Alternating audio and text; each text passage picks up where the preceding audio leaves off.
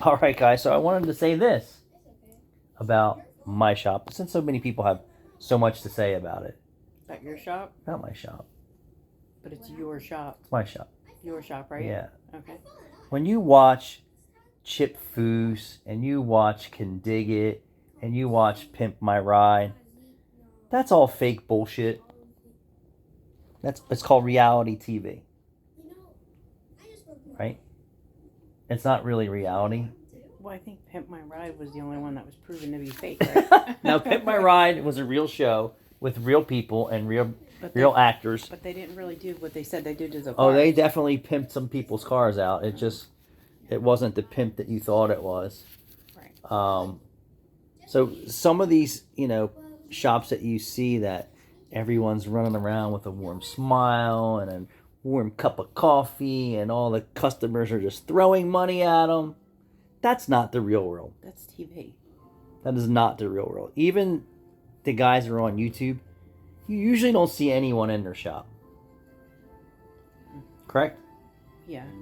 I mean, you see Ford Boss Me was giving you the real deal like me. And he couldn't handle it anymore. Right. South Main Auto usually doesn't have too much customer interaction. It is him and his wife, and every once in a while his employee. Mm-hmm. And it is not all fun and games, that's for sure.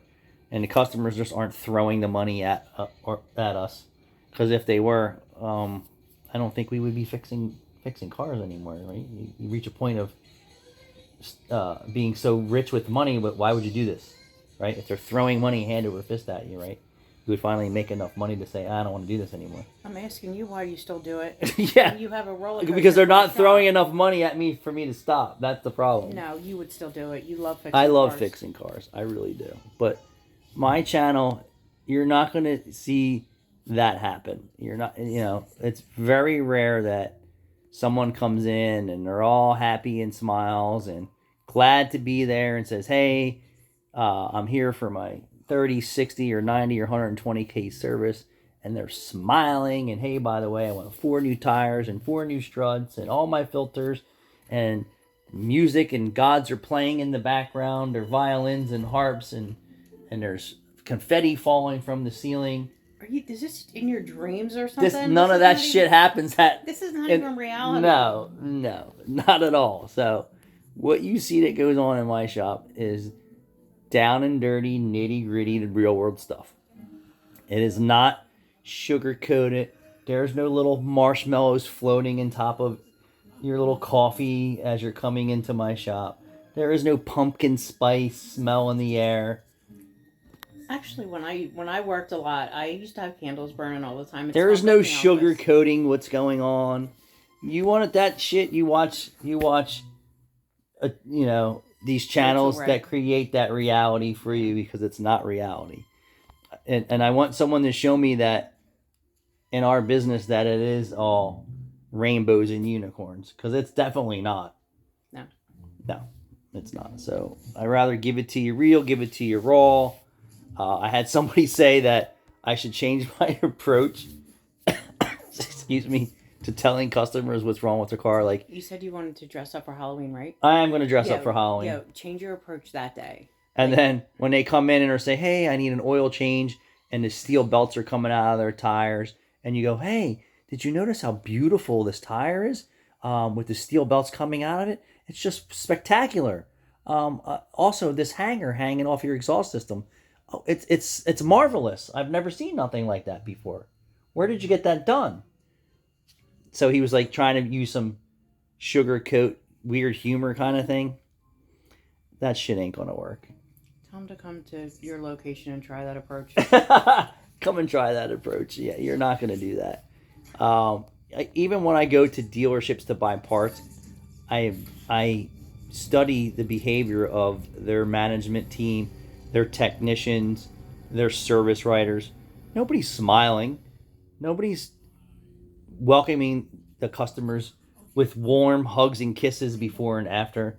They have to be serious. I've never seen anyone smiling anywhere at any. Actually, I'm sorry.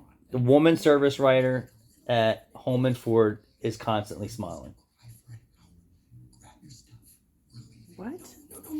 Woman service writer at the Ford dealership. I go to Home and Ford all the time. You must miss her because she dresses like a high class hooker and stunning. The service writers are on the right side of As soon as you come in, yeah. there's a bunch of things. Yeah. They had a younger girl who was there who was very pretty, never smiled. And then this girl's probably been there the last few months. I don't see her all the time. She dresses to the nines. She must be getting all the deals. And she's smiling all the time. Or she's running around with one of those vibrating butt plugs or something. Why do you gotta go that route? And nobody else is smiling but her. Nobody. The parts manager, the parts team for the technicians coming to get parts.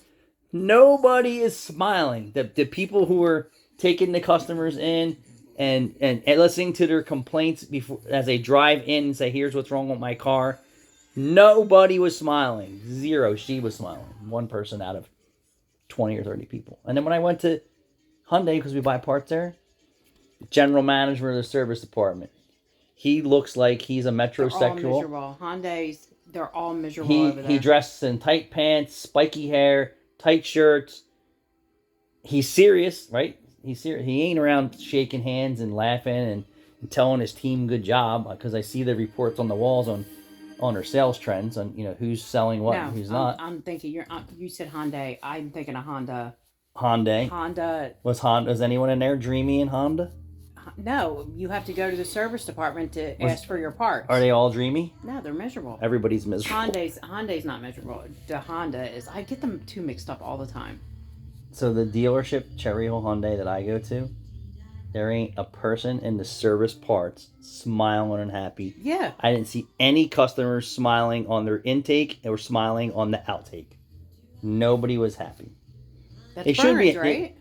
They should be happy, because we're the guys that are getting it done. But you know what I think makes them more unhappy is that they have to do both jobs, because they don't have a parts pickup. You have to go to the service and ask for your part, and a part guy but the behavior was the same at almost every dealership I go.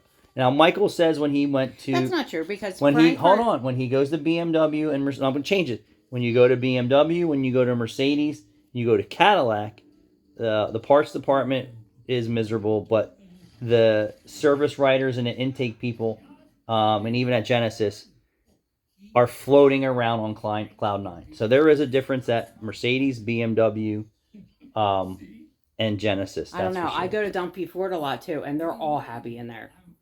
So Dumpy Ford is an old ran dealership, and the general manager's been there in the service department forever.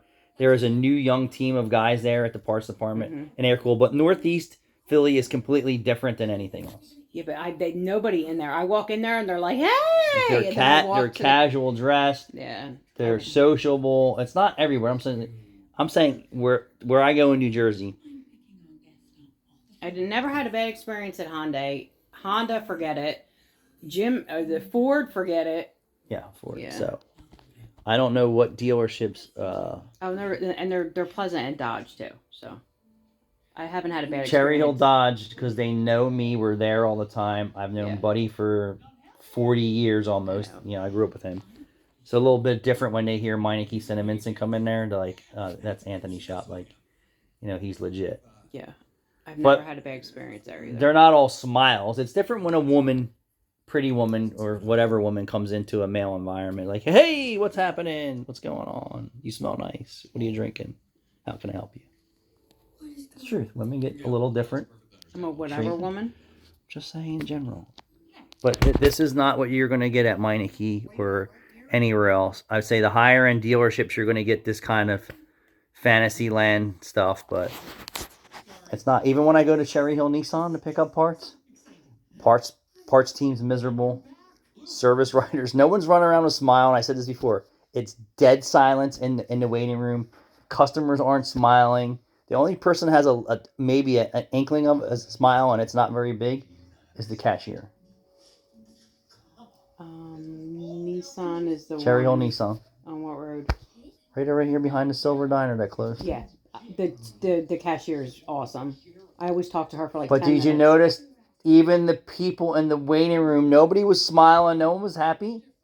And I watched the customers come in, and I watched them pay their bill, and I watched the interactions and the service writers. There's nobody smiling and happy. You have to be even at a young age, at an old age, you have to be a special breed to be able to do customer service. Yeah. Like, you can't handle people. I love Oh, people. if I could actually tell people what's on my mind, absolutely I could. You can't. No, you can tell people what's on your mind. No. It's just yes, you No, can. you want the fake me to tell people what's on my No, mind no, or how I that's you're feel? misunderstanding No. what I'm saying. You can absolutely say 100% how you feel about the customer and the customer's vehicle. It's all in the way you say And it. why say it? So I'll say this: we had this lady today that came from another shop that obviously couldn't help her the affordable way, and this is the difference between my shop and some shops. The only way that they know is to replace the whole exhaust system, and that is thousands of dollars. We're not talking 1,000, but thousands of dollars. So then they're like, "Well, you should go to Meineke and see Anthony and see what he can do for you, since this whole exhaust system on your CRV is 200,000 miles, is worn out, and we can't do what he does and save parts of the system." So she shows up. I get in the car. The motor mount's vibrating. The power door lock actuator is grinding away.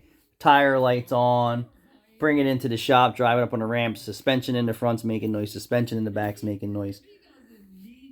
Check the exhaust system. Catalytic converter's partially plugged. Muffler's rusted off in the back. Somebody tried to weld it back together who doesn't know how to weld. The front pipe's ready to fall off the manifold. We give her the price on all the stuff that needs to be done for the exhaust system, which wasn't to replace the entire exhaust system approach like most shops do. We said, here's what we can do: save this, fix that, blah blah blah. $1,000 to do that. Front pipe, gaskets, rusted out spring bolts, catalytic converter, repair the back muffler. And hey, by the way, are you aware of everything else? The door lock actuator grinding away, the front end making noise, your tire light on, rear suspension making noise. No, it's after 8:30. Is it? It's not after 8:30, is it? Yes, that's why. Is it time to go in? Anyway, so the lady asked Rachel, after declining every repair that we offer, even her original request, is the car safe to drive to Virginia? I said, yeah, if it was on the back of a tow truck. How do you like that?